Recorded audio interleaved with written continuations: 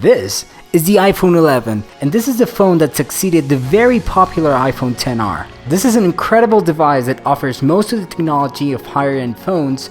It packs great specs and most importantly, a much lower price. This is the one to go for if you want a great value new iPhone. But the question is it actually good for 2021?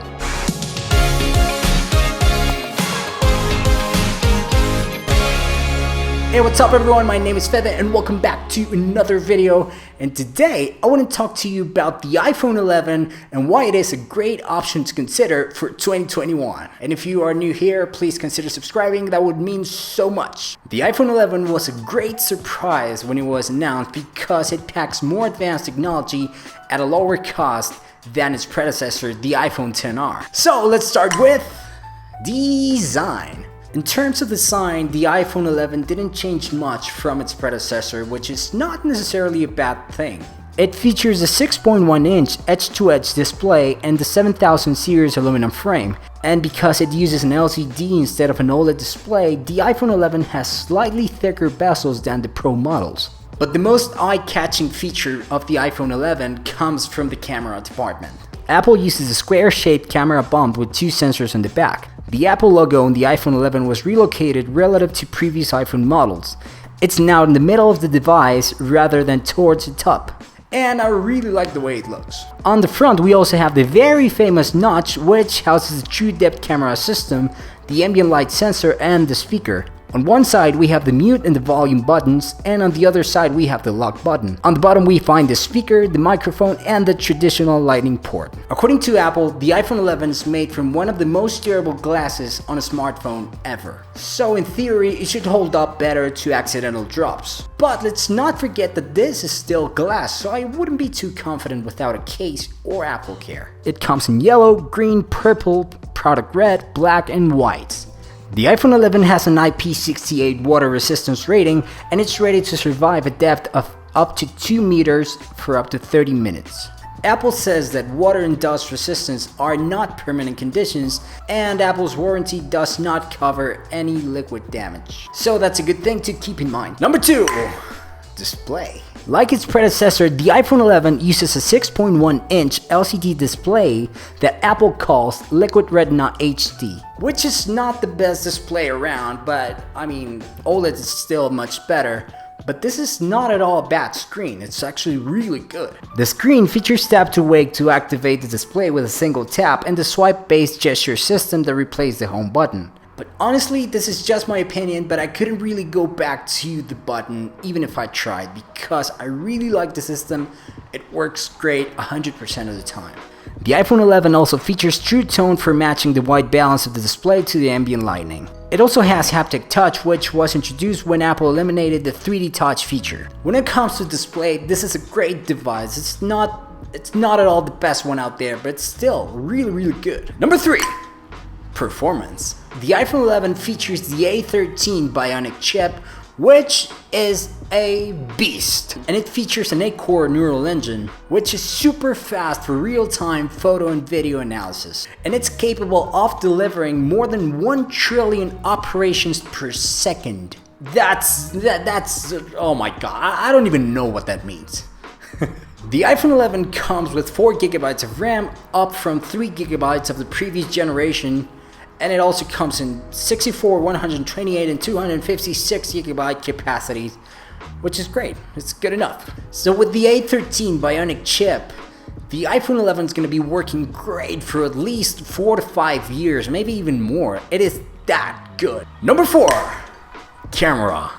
Oh boy, this is where the iPhone 11 killed everything that was before it came out. The camera upgrade from the iPhone XR and the XS is so much better. It's so good. The camera on this phone is incredible. It's really good, especially in low light pictures.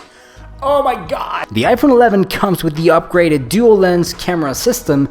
It includes a 26mm f1.8 6-element 12 megapixel wide angle lens and an f2.4 5-element 12 megapixel ultra wide lens. This one's 13mm, so it's well, ultra wide. The ultra wide angle lens has a 120 degree field of view which is awesome if you want to take the picture of a landscape, or you are in a very tight place, or you simply want to fit more in the shot. Unlike the iPhone 11 Pro, it doesn't have a telephoto lens, so while 2x optical zoom out is supported, there's no optical zoom in feature. The standard wide-angle camera supports optical image stabilization, but the ultra-wide-angle lens does not. That's a bummer. To be completely honest with you, I do see a big difference between these two cameras, and the wide-angle camera is so much better than the ultra-wide camera.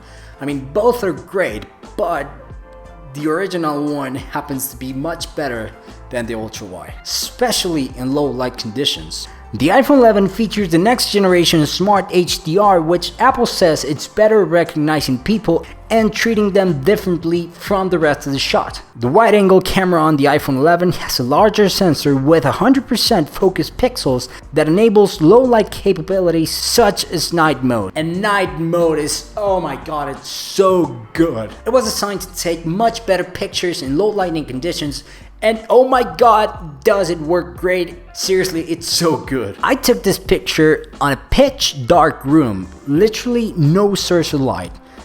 Look at that, it's so good. You obviously need a steady hand for better results, but still, I'm seriously still very impressed by the results most of the time. And when it comes to portrait mode, even if the iPhone 11 has no telephoto lens, it's still able to take very decent portrait shots. Just like the Pro versions, the two cameras on the iPhone 11 work together to create great portrait shots where the subject is in focus and the background is blurred. Portrait mode on the iPhone 11 works with people, pets, food, and other objects, which is great because with its predecessor, the iPhone XR, portrait mode was limited to shots of people. When it comes to video, the iPhone 11 is a beast. It's capable of recording 4K video at up to 60 frames per second.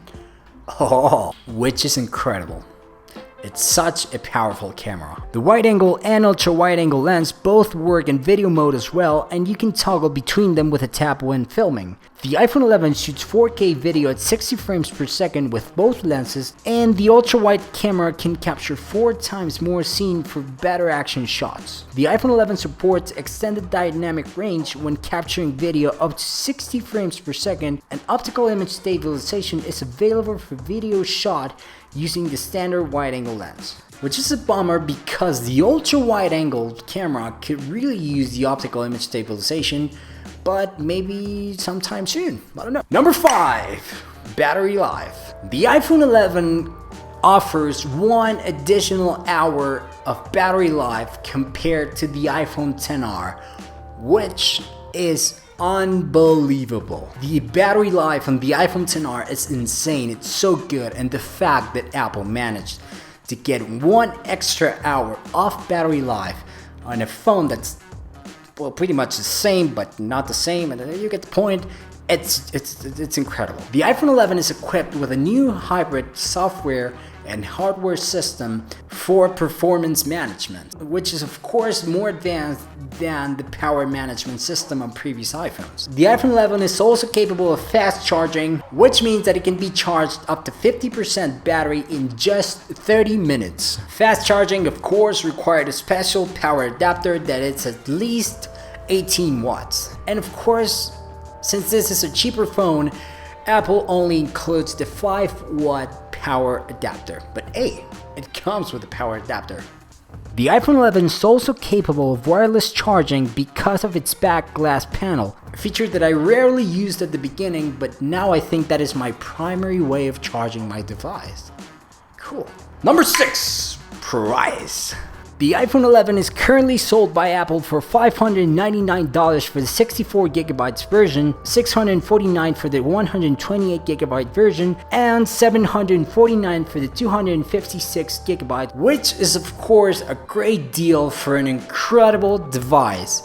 Seriously, the iPhone 11 does everything, and it does it so well. So for as little as $599, you will be getting a great reliable phone that's gonna be so good for at least 4 to 5 years, maybe more. And of course there's the refurbished version, which you can buy for an even lower price. But the most important question is Is it worth it in 2021? My short, honest answer is absolutely yes, 100%. Although this is not the most powerful iPhone on the market, it doesn't really need to be, because it is capable of handling anything you throw at it. It's cheaper than the newer models, with a great camera, it's very powerful, and amazing battery life. In my personal opinion, I think this is another masterpiece from Apple. I know those are big words,